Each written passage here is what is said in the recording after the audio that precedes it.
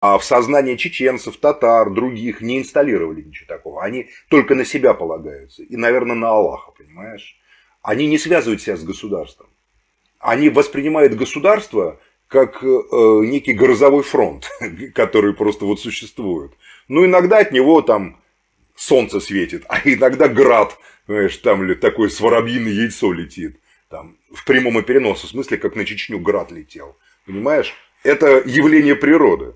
Но чеченский народ живет в этом явлении природы. И изменится государство, чеченский народ все равно будет жить. Чеченский народ один из древнейших народов на территории нашей страны. Чеченцы на основании чеченского языка академик Петровский, старший, ученик Мара, расшифровал Урарту. Урарту к армянам не имеет никакого отношения, как ты понимаешь. На основании чеченского ингушского языка. А Урарту имеет отношение уже к шумерам. И это научное, это не конспирология. Поэтому что им какие-то там империи, которым 200 лет или 300 лет?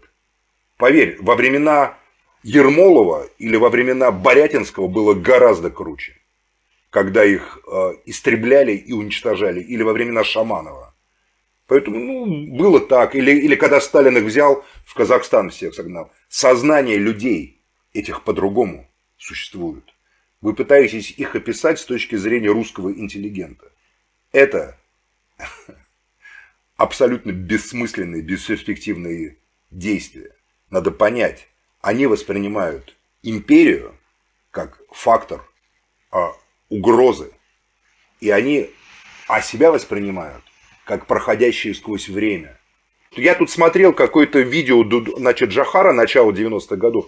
Кстати, чуть ли не тебе он давал интервью или кому-то еще. Вот все, что он говорил, все сбылось.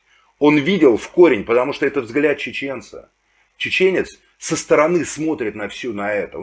Чеченцы не один, вот самый лояльный чеченец, который будет тебе говорить, что он пехотинец-распехотинец, понимаешь, там.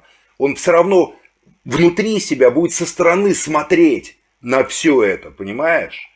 И со стороны оно виднее. Если ты поставишь себя со стороны, а ты и так это делаешь, в силу своей журналистской профессии, там, не знаю, менталитета, который у тебя сформировался, ты тоже видишь все, большую картину, как и я ее вижу. Но они видят еще круче это все. Потому что они еще могут это обсуждать на своем уникальном языке, в котором есть такие нюансы, понимаешь, допустим, иронии, которые, если ты не знаешь чеченского, ты просто не поймешь. Это очень глубокое и серьезное семантическое пространство, которое сильно, принципиально отличается от нашего. Поэтому понять их с точки зрения там, метафор простого русского какого-нибудь интеллигента или чиновника не получится.